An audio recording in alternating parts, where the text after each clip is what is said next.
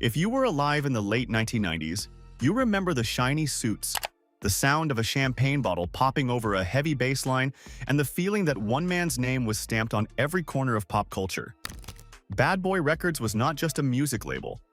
It was a statement, a billion-dollar empire built on spirits, fashion, media, and music. Sean Combs had turned himself into a company, a brand so powerful that his name alone could move markets. So, how did it all collapse so completely?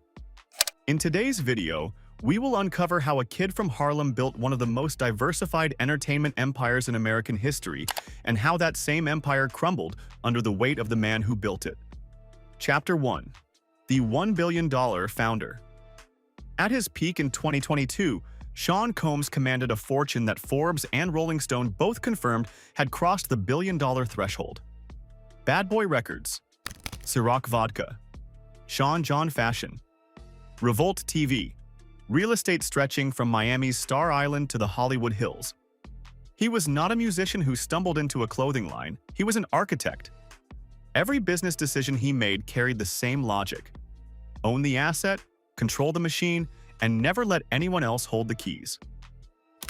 By 2017, Forbes estimated Combs had earned $130 million in a single calendar year. That made him the highest-paid entertainer on the planet that year. The income was not coming from album sales alone. It was coming from equity stakes and brand partnerships and ownership of the infrastructure that created the culture. He had stopped selling records and started selling access to the world he had built. The centerpiece of that world was a deal most entrepreneurs would consider the opportunity of a lifetime. In 2007, he signed a 50-50 profit-sharing agreement with Diageo, the British spirits giant, to market Ciroc Vodka. Under his direction, Ciroc went from a niche grape-based vodka selling 40,000 cases per year to a mainstream premium brand, moving over 2 million cases annually. Industry estimates place the partnership's annual profit for Combs at approximately $60 million per year at its height. In 2013, he and Diageo co-purchased De Leon Tequila to extend that relationship even further. His fashion brand, Sean John, was generating $450 million in annual retail sales at its peak. He won the CFDA Menswear Designer of the Year award in 2004, beating Ralph Lauren and Michael Kors. A hip-hop founder standing on fashion's highest stage. Then there was Revolt TV in 2012, a cable network built to give Black creators actual ownership of the distribution channel. Not just a programming deal, but ownership. 800 stores, 43,000 employees, a billion-dollar fortune built entirely on the reputation of one name. And that concentration of power in one identity would become the fault line everything eventually collapsed along. But to understand how he got here, you have to go back to a train platform in Washington, D.C., because that's where everything gets even more interesting. Chapter 2, where it all began. Sean Combs was born on November 4, 1969, in Harlem, New York. His father, Melvin Earl Combs, was no stranger in the street. He was a man his son would never truly know. Melvin was shot and killed in Central Park when Sean was just 2 years old. The official record listed it as a drug-related incident. What it left behind was a mother raising 2 children alone in Mount Vernon, New York, on an income that was never quite enough, and a son who grew up watching her stretch every dollar until it had nothing left to give.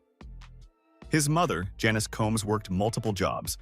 She kept the household together through discipline and refusal. Sean later described watching his mother come home exhausted and still find a way to make sure nothing felt like poverty from the inside. That image never left him. The drive to never be financially dependent on anyone else started not in a recording studio, but in that Mount Vernon apartment watching his mother carry a weight no one helped her carry.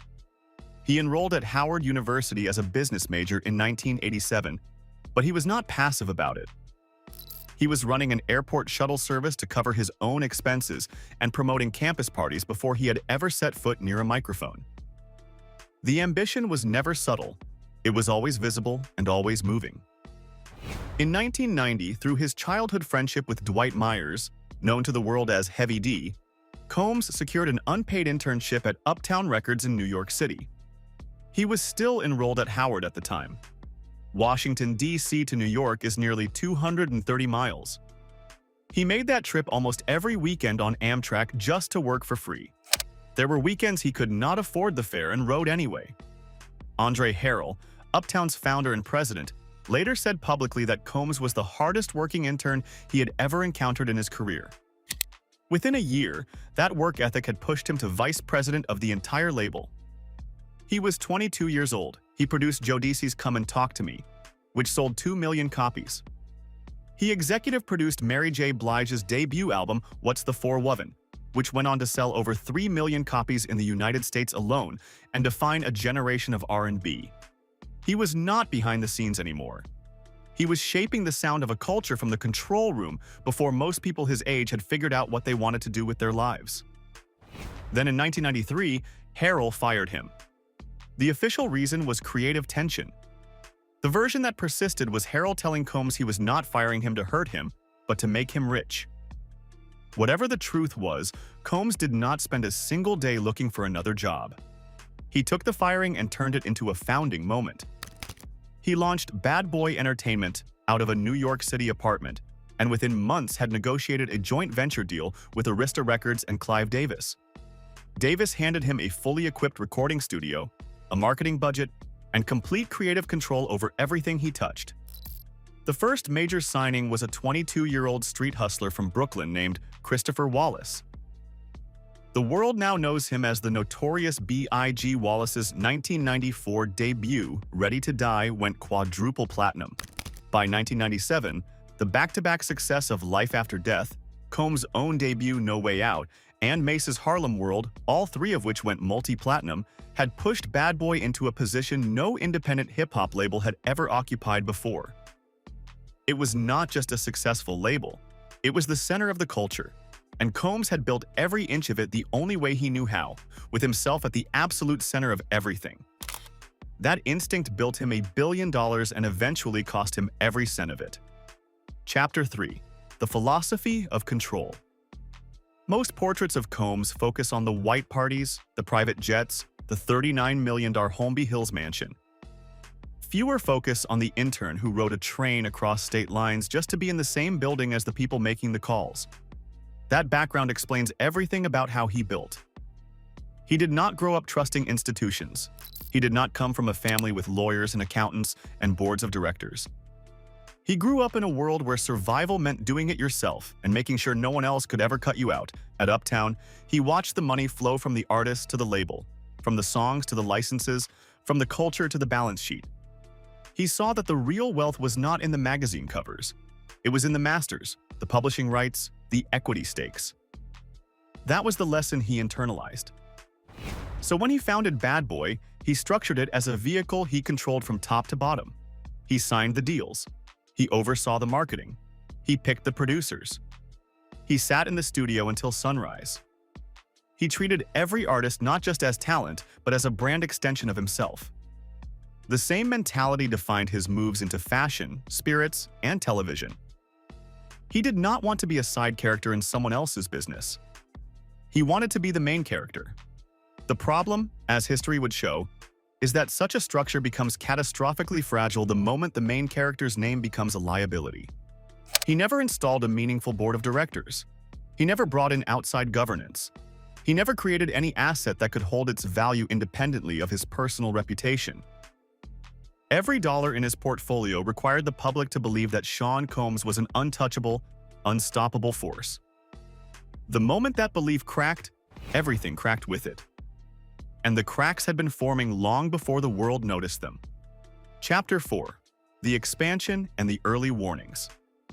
Through the 2000s and into the 2010s, the Bad Boy empire kept growing. His net worth climbed from $250 million in 2003 to $400 million by 2007. The Ciroc deal pushed it past $800 million by 2017.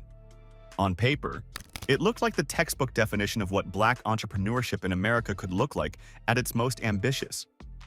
But underneath the surface, the same patterns that destroyed other great founder-led dynasties were already forming. His fashion brand, Sean John, began to lose cultural relevance in the early 2010s. Streetwear was evolving. Social media was decentralizing fashion influence away from a handful of legacy brands. The hip-hop to high-fashion pipeline that Combs had almost single-handedly opened was now crowded with younger labels and digitally native designers who moved faster and spent less. Sean John was still moving products through Macy's, but it was no longer the first name on the mind of the next generation of buyers. In 2016, Combs sold 90% of Sean John to global brand groups. It was framed as a strategic repositioning.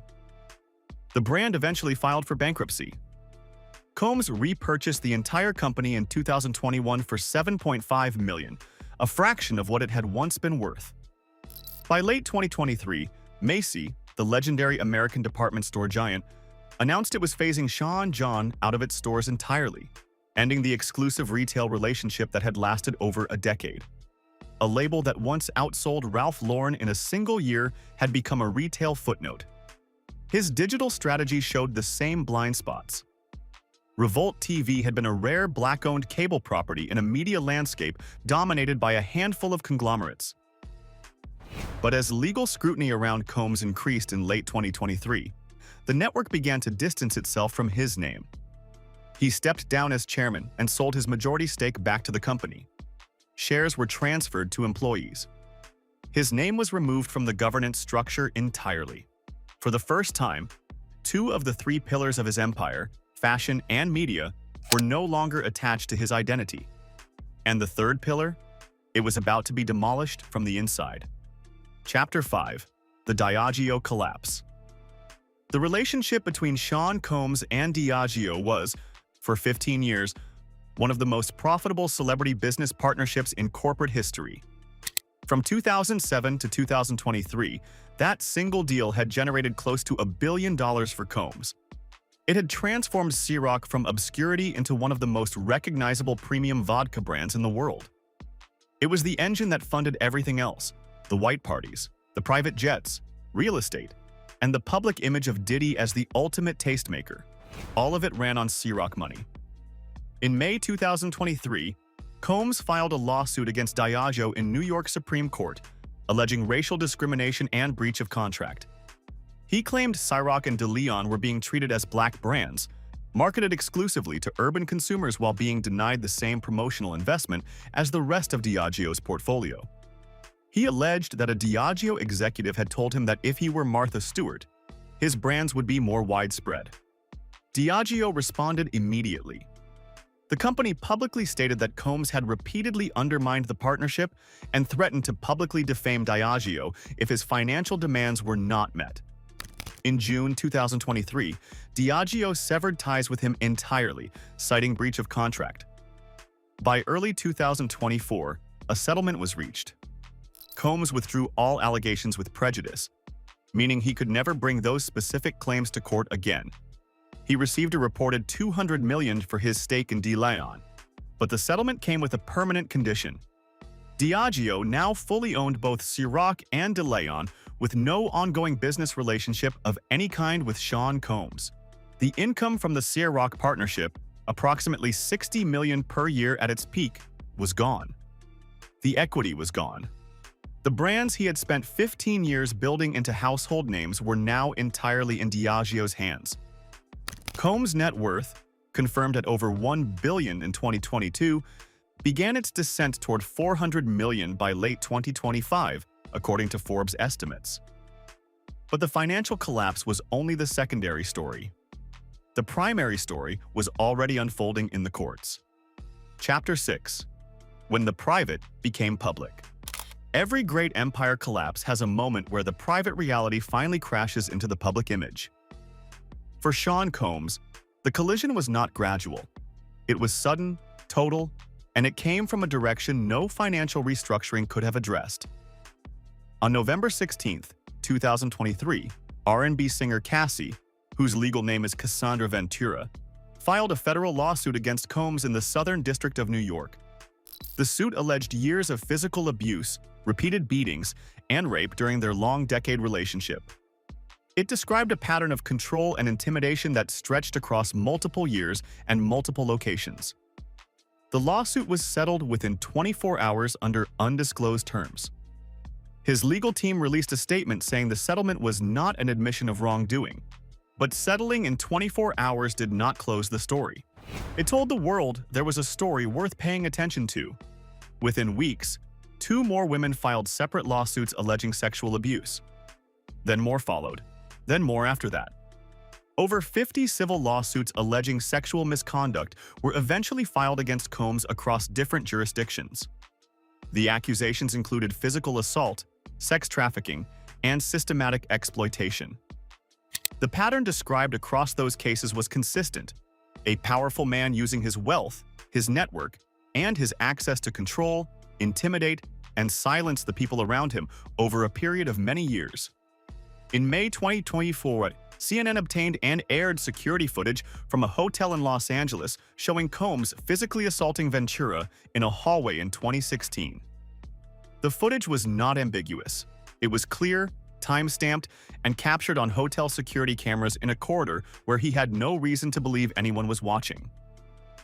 The video spread across every platform within hours of broadcast. It was watched tens of millions of times before the end of the day. The image of one of the most powerful and celebrated figures in the history of hip-hop committing an act of physical violence in a hotel hallway dismantled in a single news cycle what 3 decades of carefully managed public image had constructed. 2 days after the footage aired, Combs posted a video apology on Instagram. He said he had hit rock bottom and that his behavior on the video was inexcusable. The apology did not slow what was already in motion. In September 2024, Combs was arrested at a New York City hotel after a federal grand jury returned an indictment charging him on 3 counts: sex trafficking by force, racketeering conspiracy, and transportation to engage in prostitution. He was taken into custody without incident. His legal team entered a not guilty plea on all counts, but bail was denied. He remained in federal detention at the Metropolitan Detention Center in Brooklyn, while his legal team prepared for trial. His trial began in May 2025 in Manhattan Federal Court. The proceedings lasted several weeks and included testimony from multiple witnesses across the various allegations. In July 2025, the jury returned its verdict. Combs was convicted on 2 counts of transportation for prostitution under the Mann Act, a century-old federal law used to prosecute those moving people across state lines for illegal acts. The more serious charges of sex trafficking and racketeering resulted in acquittal on those specific counts. His legal team framed the partial acquittal as a significant victory. Federal prosecutors framed the conviction as exactly what the evidence supported. In October 2025, he was sentenced to over 4 years in federal prison. The man who had once been the face of Black entrepreneurial ambition in America was now a convicted felon. And every institution that had celebrated him began the process of erasing him. Chapter 7. The Institutional Withdrawal. The moment Combs' name became toxic, every partner began to recalculate. Howard University returned his $1 million donation and revoked his honorary doctorate. Hulu scrapped a reality television show that had been in development about his family. Peloton pulled his music from its platform. New York City revoked its ceremonial key to the city. Institutions that had lined up to associate themselves with his success were now lining up to publicly sever the association. In March 2024, federal agents raided his homes in Los Angeles and Miami. Properties he had spent millions constructing into private sanctuaries were suddenly crime scenes. His Holmby Hills estate in Los Angeles, purchased for $39 million, was listed for sale at $61.5 million. His Star Island compound in Miami, once the venue for his legendary white parties, was placed on the market. The assets were not just losing value. They were being liquidated to feed a legal machine with no visible end. Forbes estimated his net worth at approximately $400 million by late 2025, and analysts noted that even that figure was still falling as legal costs continued to mount and no new revenue streams existed to replace what had been lost. The Ciroc income was gone. The Sean John retail presence was gone. The Revolt TV equity was gone. What remained was a diminishing pool of real estate and cash that was being consumed faster than it could stabilize. A billion-dollar empire built over 3 decades had been functionally dismantled in under 2 years. And the mechanism of destruction was not a market crash or a failed acquisition. It was the concentration of everything inside one man's reputation and the eventual exposure of what that man had been doing behind closed doors for decades. But there's the most intriguing part of all this. Chapter 8. The Founder's Trap. Sean Combs is not the first titan to watch an empire dissolve under the weight of unchecked founder control. He will not be the last. Eric Gordon, a professor at the University of Michigan's Ross School of Business, identified this pattern clearly. Hubris is common among founders, but it becomes particularly dangerous after prolonged success. Without a board of directors, without anyone empowered to deliver genuine accountability, a founder can remain inside a self-created reality for a very long time. Eventually, that reality collapses into contact with the actual world. Combs had no meaningful external governance over his personal brand. He was the CEO, the face, the creative director, and the final decision-maker simultaneously. Every dollar in his portfolio required him to be credible. When credibility evaporated, so did the portfolio. The structure that allowed him to build so fast was the same structure that ensured everything would fall together when the foundation gave way. Compare that architecture to how other builders at his level have protected their wealth. Jay-Z built equity stakes in companies like Armand de Brignac that can operate and retain value independently of his personal image. If Jay-Z's public reputation suffered damage tomorrow, the underlying asset would survive because it was never entirely dependent on him to function. Combs built differently. He built a company called himself, and a company called yourself has exactly one point of failure. Chapter 9. The Final Accounting. By 2026, the arithmetic of the Combs empire was complete and it was brutal.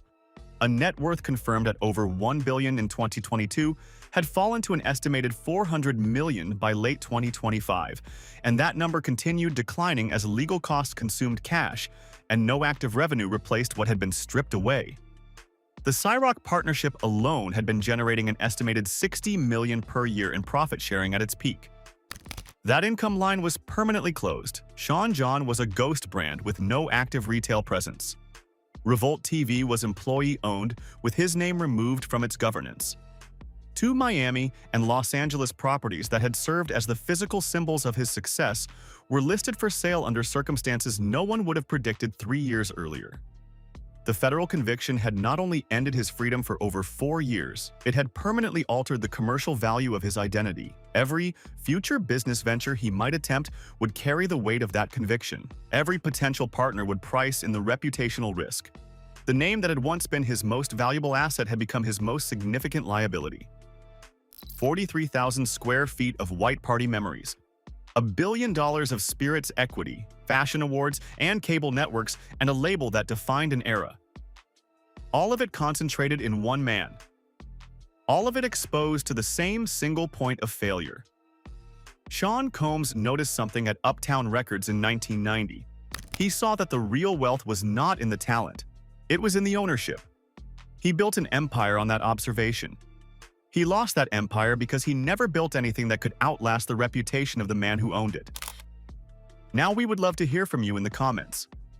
Was Sean Combs' collapse inevitable the moment he structured everything around his own name? Or could different decisions, a real board, diversified ownership, genuine accountability, have saved the empire he built? We look forward to your thoughts in the comments section. And if you found value in this story, hit subscribe so you never miss more deep dives into the dynasties that built empires and the decisions that destroyed them.